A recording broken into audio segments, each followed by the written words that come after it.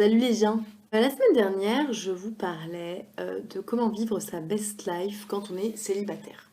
Et je vous disais que pour moi, le plus gros avantage du célibat, c'est qu'on a plein de temps libre. Et ce temps libre, personnellement, j'aime le consacrer à réfléchir à plein de trucs. Notamment aux conneries que j'ai faites et que je n'ai pas envie de refaire. Aujourd'hui, j'ai envie de parler du fait que une séparation, parfois, c'est lié à une connerie qu'on a faite. Et que l'avantage, si on se débrouille bien, c'est qu'on la refera pas. J'ai dit si on se débrouille bien, commencez pas à vous flageller. Parfois, on a besoin de chuter plusieurs fois avant de tirer des leçons. C'est pas grave. Bref, ce que je voulais dire, c'est que si on essaye de positiver, une rupture amoureuse, finalement, ça nous permet toujours d'apprendre des trucs sur nous et de grandir. Et ça, c'est quand même super. Donc moi, par exemple, un jour où j'étais déprimée parce que j'avais accumulé les ruptures amoureuses, j'ai pris mon petit carnet de développement personnel et j'ai commencé à réfléchir à ce que j'avais appris après toutes mes ruptures. Et je vais vous donner 4 exemples. Première leçon, j'ai appris qu'on ne peut pas porter seul une relation. C'est-à-dire que si l'un des partenaires dans une relation, pour X raisons, n'est pas en capacité de nourrir la relation, l'autre partenaire pourra se donner à 1000%, ça ne pourra pas marcher. Alors pour le coup, dans cet exemple, j'ai été dans les deux cas de figure.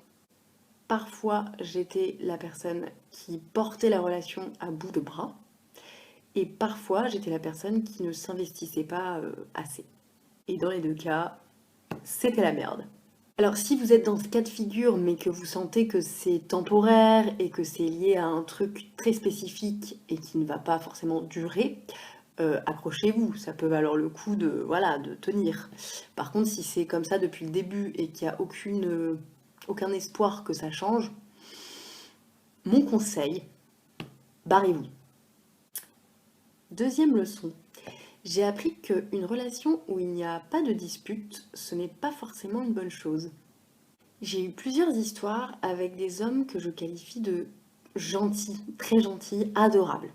Et souvent, c'était des relations où il y avait très peu d'embrouilles, voire pas d'embrouilles du tout. Donc moi, j'étais ravie, vous pensez bien. Sauf qu'en fait, j'ai compris bien longtemps après que s'il n'y avait pas d'embrouille dans la relation, c'était pas parce que mes partenaires n'avaient rien à redire sur la relation. C'est parce qu'ils n'étaient pas en capacité de dire les choses. C'était notamment des personnes qui avaient peur du conflit et qui du coup ne savaient pas communiquer leurs éventuels désaccords. Et qui de manière générale ne savaient pas trop gérer leurs émotions, globalement. Donc en fait, il n'y avait pas d'embrouille parce qu'ils gardaient tout à l'intérieur. Mauvaise idée. Donc ce que j'ai appris grâce à ces partenaires, c'est qu'une relation où il n'y a pas de dispute, ce n'est pas forcément une bonne nouvelle. Et je dirais même que c'est le contraire. Maintenant, pour moi, l'indicateur d'une relation saine, c'est vraiment la capacité des deux partenaires à communiquer, à se dire les choses, et même à gérer leurs désaccords. Troisième leçon que j'ai apprise suite à des ruptures, c'est qu'il faut prendre en main ses propres besoins et ses propres peurs. Parce que tout ce temps qu'on est, on a tous un bagage, hein, des petits traumas, des petites insécurités, voilà, qu'on traîne avec nous. Donc c'est des trucs dont il faut avoir conscience et dont on peut parler à nos partenaires, éventuellement, c'est même plutôt conseillé.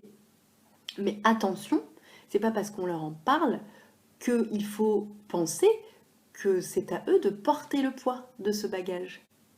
Et encore moins à eux de le guérir. Ça, c'est notre job à nous. Et pour ça, je le répète à chaque épisode, on va chez une ou un psy, oui, bravo. Et quatrième et dernière leçon que j'ai apprise grâce à mes ruptures, c'est que, bah, justement, on s'en remet des ruptures. Alors oui, bien sûr, ça peut être très douloureux, oui, bien sûr, ça peut être très long, mais au final, on se relève, et ça, c'est quand même une super bonne nouvelle. Voilà les petits loups, écoutez, je vous conseille vivement de faire cet exercice, hein, ça permet de considérer ces anciennes relations autrement que comme des échecs ou comme du temps perdu. Et puis voilà, si ça peut éviter de ne pas refaire les mêmes conneries en boucle, c'est toujours bon à prendre. N'hésitez pas à me dire quelle a été la plus grande leçon que vous ayez apprise suite à une séparation. Et puis en attendant, je vous fais des bisous et je vous dis à la prochaine.